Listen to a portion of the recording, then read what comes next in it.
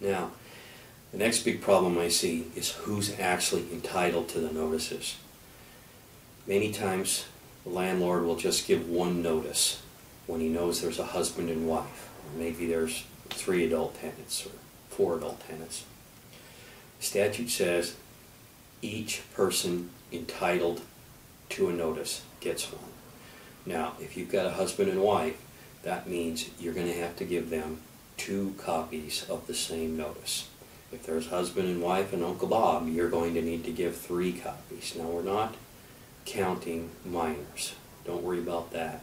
But where this gets tricky is sometimes a landlord will have 1 person on the contract or 2 people on the contract, and at some point in the future another adult will move in.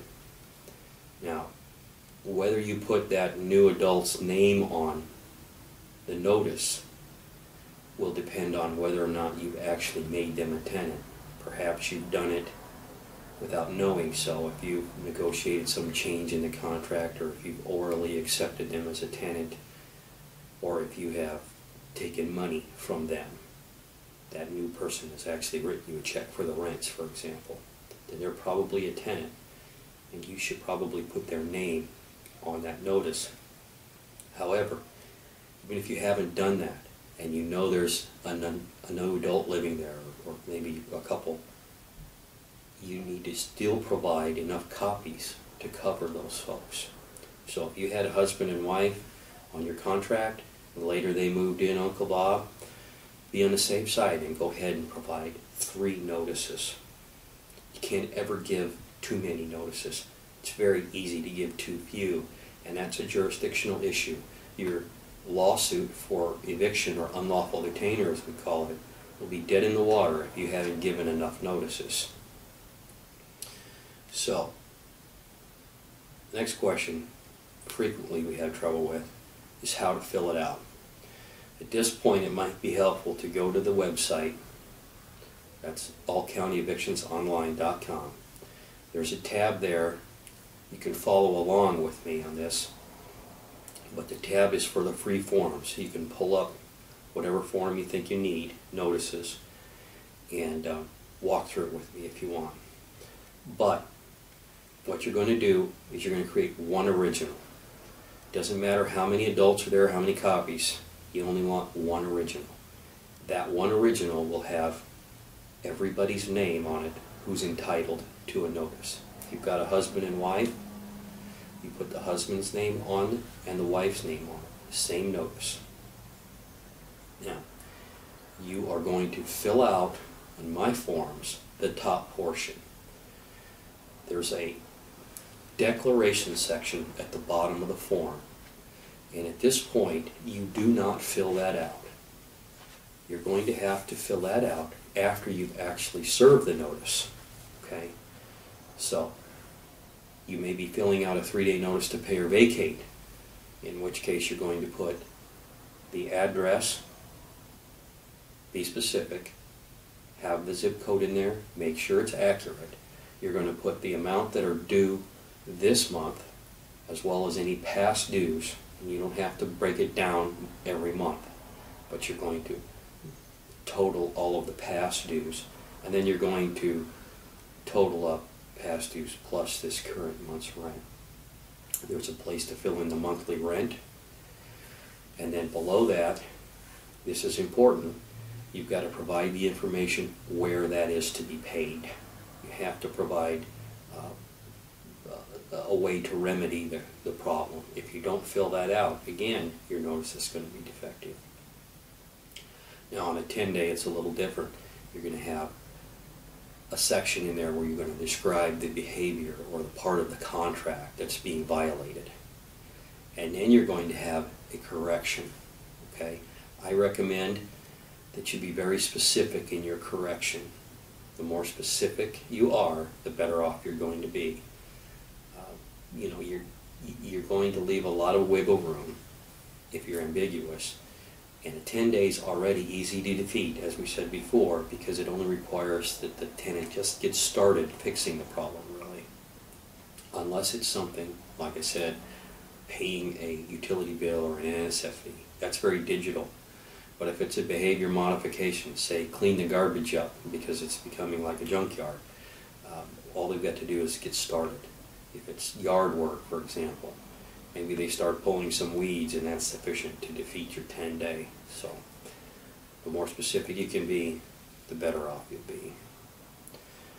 Now you're going to complete that, stopping before you fill out the declaration portion. You're going to make enough photocopies of that original that you can give them to everybody who's entitled to one. You're going to keep the original. So you go to the tenancy and you're going to try, you must try first, to locate the individuals and give it to them personally. That's required. It's not an option. So you're going to knock on the door, ring the doorbell. If you get an answer, fine. You hand it to them and you've got personal service on that adult. If it's a child, you need to be very careful. Anybody that's below driving age is probably arguable whether your service is going to be good and sufficient.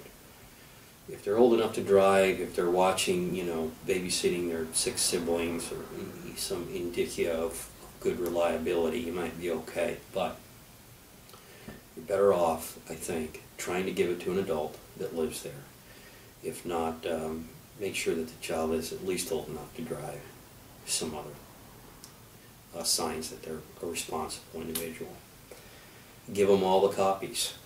You don't necessarily have to give each one to everybody. But if you do give, say, the husband and the wife's copy, then you need to come back and mail the wife copy. First class, not certified. If you mail it certified, it's not good. It has to be first class mail, and you have to mail it from the county in which the tenancy is. If you're in Snohomish County, the tenancy's in Snohomish County, it's got to be mailed from a Snohomish County post office or post office box. King is king. The statute's very specific on that. Now, if you give it to an adult that's residing there, that's not named on your notice, that's okay too, as long as they're residing there. You can give all the copies to that adult that's residing there. But again, then you've got to follow up by mailing a copy in separate envelopes to every adult who's entitled to one. If it's a husband and wife, you're going to mail one to husband, one to wife, and then mail one to occupants. Now, you've got it delivered, or you've got it posted and mailed. Let me step back. Posting. Let's say you didn't find anybody home. You're going to post. We don't suggest you put them in envelopes. We don't even like you to fold them, although that's okay. But it has to be affixed conspicuously on the entrance. Now, you can't just lay it on the table on the porch or patio. It's got to be taped or stapled or something to the door. And if you need to give 2 copies, tape 2. If you need 3 copies, tape 3. Again, we always suggest one for occupants as well as those individuals that you know are there. So husband and wife would be 3 copies, one for husband, one for wife, one for occupants. Okay, you've either gotten it served or you've posted and mailed it. At this point, you're going to go back to your original and you're going to complete the declaration. The declaration is your sworn testimony as to whom you delivered it to, or how you affixed it and how you mailed it. This is going to be required in court, and it is competent testimony, so be accurate with it. There's nothing that leads to questions quicker than having to change a declaration. So make sure you get it right the first time. Okay, there's, on my forms, 3 options. 1, you would check if you got personal service. You're going to check that box, followed by filling in the name of the person you gave it to. And then there's a space for how many copies you gave them. If you didn't get personal service, okay, then there's another box. If you had to post and mail. You're going to, again, put how many copies were posted, and in my notice, it specifies that they were mailed from the county. So while my online notices is default personal home, you should be careful. If you're in King County, that's something you need to change. If you're in Pierce County, if you're in Whatcom County, wherever, make sure you go and change that on that form if you're using my form. And again, if you had to leave it with another adult, you're going to check the last box. You're going to indicate how many copies you left. You're going to put their name. If you have to put a description in there, fine. And that you mailed it from that appropriate county. Again, don't forget to change that county if you're not in Snohomish and you're using my form, because it defaults to Snohomish. Finally, last part, you're going to date it at the bottom. You're going to put in the city that you're sitting in when you sign it, and then you're going to sign it. If you get those things done, your notices should go smooth, and we can start this lawsuit with a bang and without having to go restart this process and add time that you just shouldn't have to deal with. Good luck.